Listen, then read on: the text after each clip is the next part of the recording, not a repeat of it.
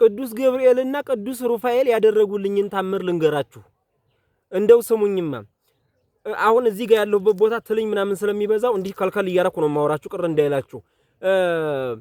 ሚያዝያ 18 ለሚያዝያ 19 ባለቤቴ 42 ሳምንቷ አልፎ የመውለጃ ጊዜዋ አልፎ ቤተሰቡ ሁሉ ጭንቀት የነበረበት ጊዜ ነበረ።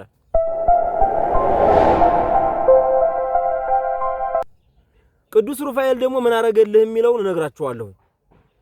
ቅዱስ ሩፋኤል እሱ ላይ ልጀምርላችሁ። እሺ ቅዱስ ሩፋኤል ባለቤቴን በነገራችን ላይ እንደው ባለቤታችሁ ስትጸንስ ወይም ሴትም ከሆናችሁ ስትጸንሱ የቅዱስ ሩፋኤልን ጸበል የማትጠጡ እንዲሁም ደግሞ የቅዱስ ሩፋኤልን መልክ የማታደርሱ በጣም ተሸጉዳችኋል። በጣም እኔ ባለቤቴን 9 ወር ሙሉ ከጸነሰችበት ጊዜ ጀምሮ እስከምትወልድበት ጊዜ ድረስ የቅዱስ ሩፋኤልን ጸበል እያመጣሁ እንዲጠጣና የቅዱስ ሩፋኤልን መልክ እንዲደግም አድርጌያለሁኝ። ለምንድነው እንደዚህ ያደረኩት? የተለየ አማኝ የተለየ ጀግና ትልቅ መንፈሳዊ ስለሆንኩ አይደለም። አቅመቢስነቴን ስለማውቅ ቅዱስ ሩፋኤል ጽንሱንም በሰላም አስተካክሎ እንዲያቆይልኝ ስትገላገልም በሰላም እንዲያገላግልልኝ ነው። ፈታየ ማህፀን ወሰፋዲል የሚባል ወላድ ብትኖርም ባትኖርም የሴቶችን ማህፀን ሊፈታ ልጆች በሰላም እንዲወለዱ ሊያደርግ በዛ ምጥ በተያዙ ቤት የሚገኝ ቅዱስ ሩፋኤል እንስሳት እንኳን ሳይቀሩ በሰላም እንዲገላገሉ የሚያደርግ ቅዱስ ሩፋኤል አስቡት። እና እሱ ነው ስታጸንሱ ሁልጊዜም በእርግዝናው ስትሆኑ የቅዱስ ሩፋኤልን መልክ ማድረስና የቅዱስ ሩፋኤልን ጸበል መጠጣት ትልቅ ጥቅም አለው። እኔ በራሴ ህይወት ያየሁት ነው። እንዲያ ብለን የመውለጃ ጊዜው አለፈ። 42 ሳምንት አለፈ የባለቤቴ ማለት ነው። ቀኑ መቼ ነው? ሚያዝያ 18። እንደው እስካሁን ድረስ ሳልነግራችሁ ራሱ ስለቆየሁ በጣም ይቅርታ ጠይቃለሁ። ይሄን የተአምር ማለት ነው። ቅዱስ ሩፋኤል እንደዛ እያረጋ ቆይቶ ዶክተሮቹ የግል ህክምና ተቋም ነበር የነበርነው። ሐኪሙ አይ በቃ መታየት አለባት የግዴታ በሆነ መንገድ መውለድ ያለባት እንጂ የመውለጃ ጊዜው ስላለፈ አደገኛ ሁኔታ ላይ ነው ያለው ይለናል። እኛ ደግሞ ምን ችግር አለው ሲመጣ ይመጣል እግዚአብሔር ባለው ጊዜ ይመጣል ብለን አልን። ግን ሐኪሙ አይ ዶክተሩ ማለት ነው አይ ለሚመጣው ጉዳት ለሚመጣው ሪስክ እኔ ኃላፊነቱን አልወስድም፣ ምክንያቱም እየተከታተላችሁት የነበረው ከኔ ስለሆነ ሐኪም ቤት ሆስፒታል ሂዱና መደረግ ያለበት ተደርጎ መውለድ ያለባት ብሎ አስጠነቀቀን። ስለዚህ ከእግዚአብሔር በታች እኮ የሰጠን እኛን ነው፣ ለኛም ከእግዚአብሔር በታች የሰጠን እነሱን ነው ብለን ሰማን። ከዛ ወደ ቤታችን ተመለስንና ሄድን። ቆይተን ማታ አካባቢ እንደውም አምሽተናል ወደ ሆስፒታል ሄድን። መቼ? ሚያዝያ 18 ማታ። ከዛ ትታይና እንደምንም ብሎ ትገላገላለች ብለው ሐኪሞቹ ዶክተሮቹ ሁሉ ተሰበሰቡና እሷን ሊያዩት ሞከሩ። ገቡ፣ አዩት።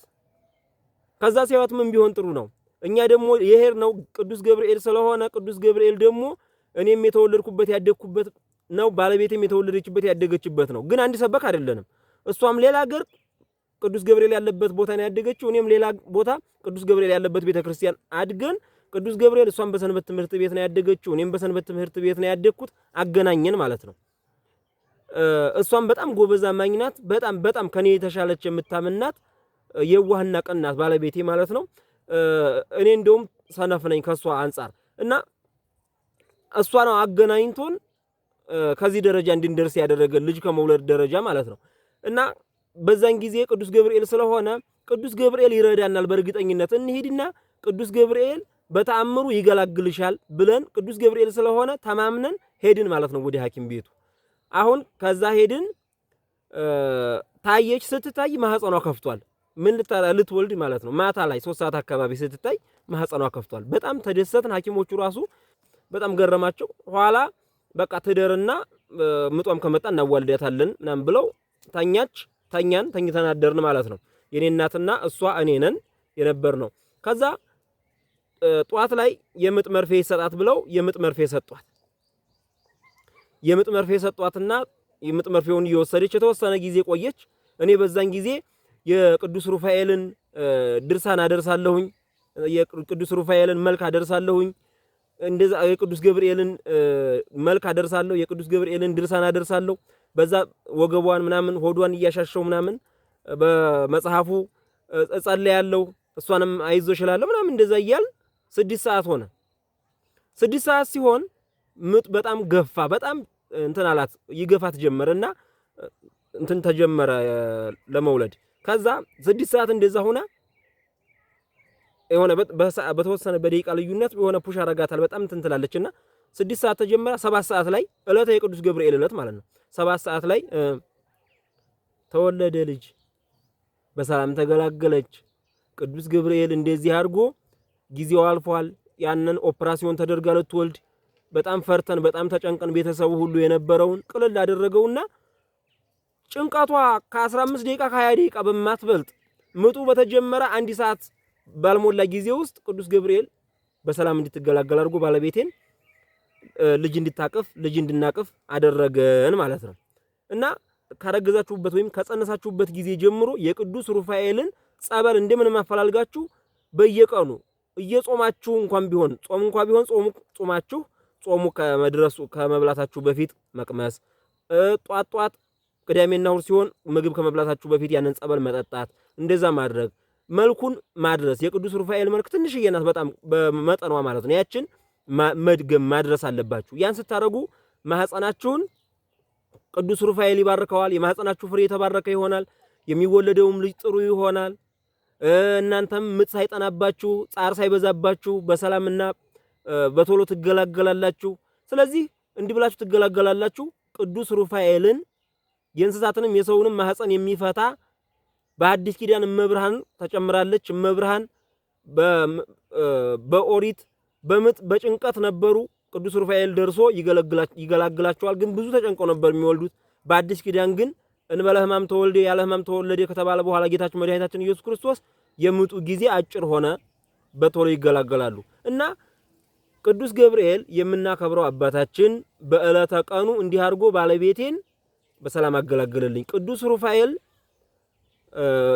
የጽንሷን ጤንነት ጠብቆ በሰላም እንድትገላገል በጤና ልጅ እንድንወልድ ረዳን። ቅዱስ ሩፋኤልን እና ቅዱስ ገብርኤልን አመስግኑልን። እንደው እኛ ኦርቶዶክሳውያን በጣም የታደልን ነው ለመናገር። የቅዱስ ሚካኤል ጸበል ስጠጣ ማህበር አለኝና እዛ ላይ ስጠጣ ቅዱስ ሚካኤል በሰላም አገላግልልኝ ባለቤቴን እዘክርሃለሁኝ ቀጣዩን ወደ ቤት ያድርጌ ብዬ ተሳልኩኝ። ሰማኝ። ቅዱስ ሚካኤልንም ወደ ቤት ያስገብቼ ማህበርተኛውን እዘክራለሁኝ። ይሄን አደርጋለሁ። ቅዱስ ገብርኤል፣ ቅዱስ ሚካኤል፣ ቅዱስ ሩፋኤል ሶስቱ ቅደም ተከተላቸውን ልንገራችሁ። ቅዱስ ሚካኤል የመጀመሪያው ነው። ቅዱስ ገብርኤል ሁለተኛው ነው። ቅዱስ ሩፋኤል ሶስተኛው ነው።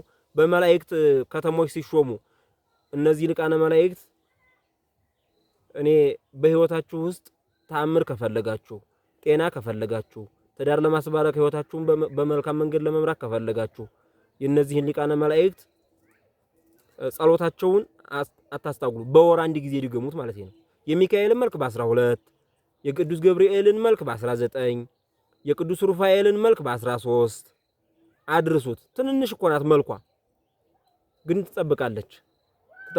መዝገበ ርኅራኄ ወየዋሃት የሚባለው ቅዱስ ሚካኤል፣ ቅዱስ ገብርኤል ደግሞ አብሳሬ ትፍስሕት የሚባለው የጌታን መወለድ ብስራት የተናገረው፣ ቅዱስ ሩፋኤል ደግሞ ጦቢትን የፈወሰው ወለተ ራጉኤልን የፈወሳት አባቶቻችን የእግዚአብሔር መላእክት ሁልጊዜ የሚጠብቁን እና ይህንን ተአምር እንዲሰሙልኝ ነው።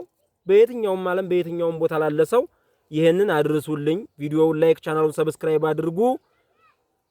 እጅግ በጣም አመሰግናለሁ። ለእናንተም ሳልመረቃችሁ ረስቸው። እንግዲህ ቅዱስ ሚካኤል፣ ቅዱስ ገብርኤል፣ ቅዱስ ሚካኤል፣ ቅዱስ ሩፋኤል ልጅ ላጣችሁ ልጅ ይስጧችሁ። በነፍሰ ጡርነት ያላችሁ በሰላም ይገላግሏችሁ።